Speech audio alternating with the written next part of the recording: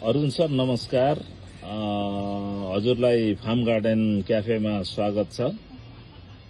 हजुरको अब अलिकति हामीले एज तपाईँ मौरी विशेषज्ञ भएको कारणले चाहिँ हामीले सोध्न खोजेको चाहिँ अहिलेको जुन यो मौसम छ, जुन बर्खा लाग्न आँटेको र अब स्टार्ट हुँदैछ बर्खा, यतिखेर चाहिँ मौरीलाई हामीले ध्यान दिनुपर्ने कुरा र मौरीको यतिखेर कस्ता विशेषताहरू हुन्छन् र यसलाई चाहिँ हामीले विशेष निगरानी गर्नुपर्ने र नेचुरली यसको ग्रोथ हुने अथवा मह निकाल्ने के कस्तो अवस्था होला, यो अहिलेको मौसमलाई चाहिँ आधार मानेर केही कुरा दुई शब्द भनिदिनुहोस् न।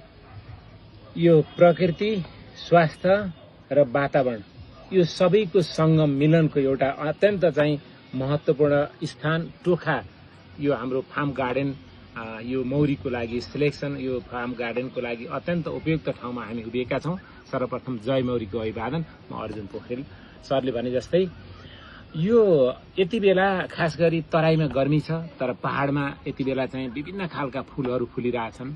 यहाँ चाहिँ यति बेला चिलौनी फुलिरहेछ, कतै कटुसहरू फुलिरहेछ, कतै चाहिँ शिरीष पनि फुलिरहेछ, या प्याउली फूलहरू, विभिन्न खालका फूलहरू। अब पहाडमा एक खालको चाहिँ वसन्त ऋतुको त बहार आइरहेछ। यो बेलामा कतिपय ठाउँमा मह पनि काट्नुहुन्छ भने हामीले यो हाम्रो हाइड्रोपोनिक्स नेपाल र अर्जुन बेस्ट एन्ड हाम्रो बेस्ट नेचर बीचमा चाहिँ जुन भएको हाम्रो सहकारी अनुसार यो फार्म गार्डनमा हामीले मौरी पालन गर्न यहाँ राखिरहेछौँ।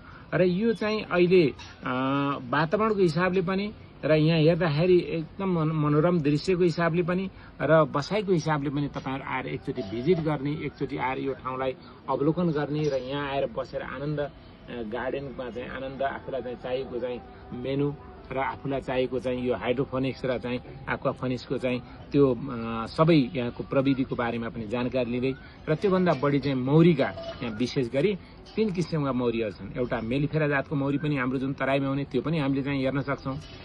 अर्को छ सेराना जातको मौरी। सेराना भनेको यो पहाडी जातको लागि भने सेराना मौरीको पनि तपाईँहरूले चाहिँ अध्ययन गर्न सक्नुहुन्छ। यहाँ अब हामी तपाईँहरूलाई चाका काटेर पनि दिन सक्ने हामीले त्यो तयारीमा गर्दैछौँ है। तपाईँहरू आएर चाहिँ आफैले चाहिँ यो घरबाट मैले यो चाका निकालेर काटेर खान्छु भनेर तपाईँले त्यो सुविधा पनि पाउन सक्नुहुन्छ। भने अर्को यो पुत्का मौरी, यो एकदम लोपोन्मुख प्रजाति, एकदमै तराईमा अथवा मध्य पहाडी क्षेत्रमा पाउने अत्यन्त करिब 20,000 देखि 50,000 रुपियाँ किलो मह पाउने चाहिँ पुत्का मौरीको बारेमा पनि तपाईँहरूले थोरै यहाँ आएर भिजिट गरेर हेर्न सक्नुहुन्छ। त्यो पनि हामीसँग उपलब्ध छ। भनेपछि यस्तो मिलन सङ्गम भएको ठाउँ र यो बर्खाभन्दा अगाडि बर्खा लागे पनि यो ठाउँ चाहिँ एक प्रकारको फुलहरू चाहिँ प्रायः चाहिँ फुल्ने भएको हुनाले यो बेस्ट ठाउँ छ। र यसमा मलाई लाग्छ अबको भविष्य यो मौरी, यहाँको चाहिँ प्रकृति र यो ठाउँ अत्यन्त सुन्दर भविष्य छ। एकचोटि भिजिट गर्ने ठाउँ हो, तपाईँहरूले भिजिट गरिदिनुहोस् है त।